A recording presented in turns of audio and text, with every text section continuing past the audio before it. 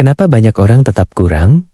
Hutang makin banyak walau pendapatan naik. Pernah merasa seperti ini? Dulu, saat penghasilan masih kecil, kita berpikir, kalau gajiku naik, hidup pasti lebih tenang. Lalu, penghasilan benar-benar naik. Tapi, anehnya, tabungan tidak bertambah. Hutang justru bertambah. Pengeluaran makin banyak. Bahkan, kadang kita bertanya, uangnya sebenarnya kemana? Kalau kamu pelajar, mungkin uang saku habis, tanpa terasa. Kalau mahasiswa, uang bulanan cepat sekali menipis. Kalau keluarga kecil, gaji naik, tapi kebutuhan ikut naik. Kalau punya usaha kecil, omset naik, tapi keuntungan terasa sama saja. Kenapa hal ini sering terjadi? Apakah kita kurang berusaha, atau ada sesuatu yang tidak kita sadari? Di video ini, kita akan membahas kenapa pendapatan naik tidak selalu membuat hidup lebih cukup, dan bagaimana cara memutarnya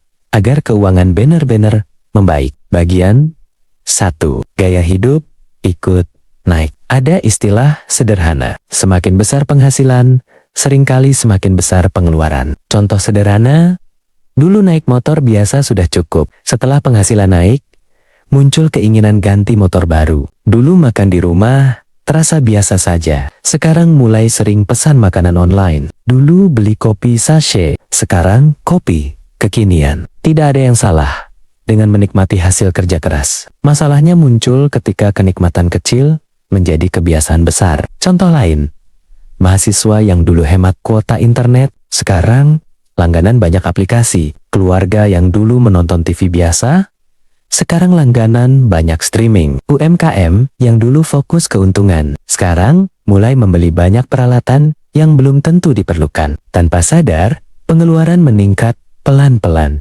tidak terasa, tapi terus terjadi. Bagian 2, hutang terasa lebih ringan di awal. Sekarang, banyak sekali kemudahan. Pay later kartu kredit, cicilan tanpa kartu pinjaman online, semua terasa mudah. Contoh, harga barang 3 juta terasa berat, tapi cicilan 150.000 per bulan terasa ringan. Masalahnya, kita tidak hanya punya satu cicilan, laptop, cicilan, HP, cicilan, motor, cicilan, perabot, cicilan, bahkan liburan pun bisa dicicil. Sedikit demi sedikit, cicilan menumpuk. Awalnya terasa kecil, tapi jika dijumlahkan, bisa sangat besar. Banyak orang sebenarnya mampu membeli sesuatu, tetapi akhirnya membeli terlalu banyak sekaligus. Akibatnya, penghasilan habis sebelum bulan berakhir. Bagian 3, tidak ada perencanaan keuangan. Sebagian besar orang tidak pernah benar-benar membuat rencana keuangan. Bukan karena malas, tapi karena tidak terbiasa. Contoh sederhana, jika kita tidak tahu berapa pengeluaran per bulan, bagaimana kita tahu apakah kita boros atau tidak? Pelajar mungkin tidak mencatat uang jajan, mahasiswa tidak mencatat pengeluaran bulanan, keluarga tidak mencatat belanja rutin, UMKM tidak memisahkan uang usaha dan uang pribadi. Akibatnya, uang terasa selalu kurang, padahal bisa jadi sebenarnya cukup. Hanya saja tidak teratur. Perencanaan tidak harus rumit. Bahkan, catatan sederhana di HP sudah cukup membantu. Yang penting kita tahu uang masuk berapa, uang keluar kemana. Bagian keempat, terlalu fokus, terlihat sukses. Media sosial sering menampilkan kehidupan yang terlihat sempurna. Teman terlihat sering liburan, orang lain terlihat sering membeli barang baru. Pengusaha lain terlihat sukses. Tanpa sadar, kita ikut membandingkan. Kita merasa, kalau mereka bisa, aku juga harus bisa. Padahal, yang terlihat di luar belum tentu mencerminkan kondisi sebenarnya. Banyak orang terlihat sukses, tapi sebenarnya memiliki tekanan finansial besar. Membeli sesuatu karena kebutuhan itu wajar, tapi membeli karena ingin terlihat. Sukses sering membuat keuangan menjadi tidak sehat. Sukses yang sesungguhnya bukan tentang terlihat kaya, tetapi tentang hidup yang tenang. Bagian 5. Penghasilan naik,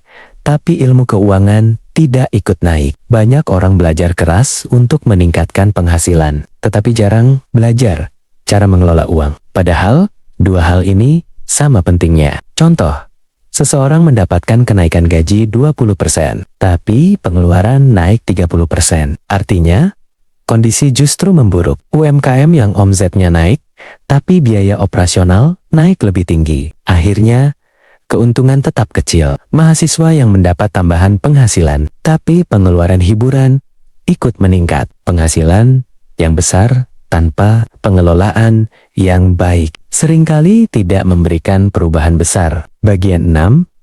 Cara memperbaiki keadaan. Beberapa langkah sederhana yang bisa dilakukan. 1. Bedakan kebutuhan dan keinginan. Tanya pada diri sendiri. Apakah ini benar-benar perlu? 2. Catat. Pengeluaran tidak perlu rumit. Yang penting konsisten. 3. Hindari terlalu banyak cicilan-cicilan boleh, tapi jangan sampai mengganggu kebutuhan utama. 4. Sisihkan uang di awal, bukan menabung dari sisa, tapi menyisihkan dulu sebelum digunakan. 5. Tingkatkan ilmu keuangan, sedikit demi sedikit, tidak harus langsung sempurna. Yang penting, mulai perubahan kecil yang konsisten, sering memberikan hasil besar. Pendapatan naik memang penting, tapi bukan satu-satunya faktor. Keuangan yang sehat bukan tentang siapa yang paling besar penghasilannya, tetapi siapa yang paling bijak mengelolanya. Tidak perlu langsung sempurna, cukup mulai dari langkah kecil, mulai lebih sadar, lebih terencana, dan lebih bijak. Karena tujuan akhirnya bukan sekadar terlihat sukses, tetapi hidup lebih tenang, lebih cukup, dan lebih siap menghadapi masa depan. Jika kamu merasa topik ini bermanfaat, ingatlah, perubahan besar sering dimulai dari kesadaran kecil, dan mungkin hari ini adalah awal yang baik.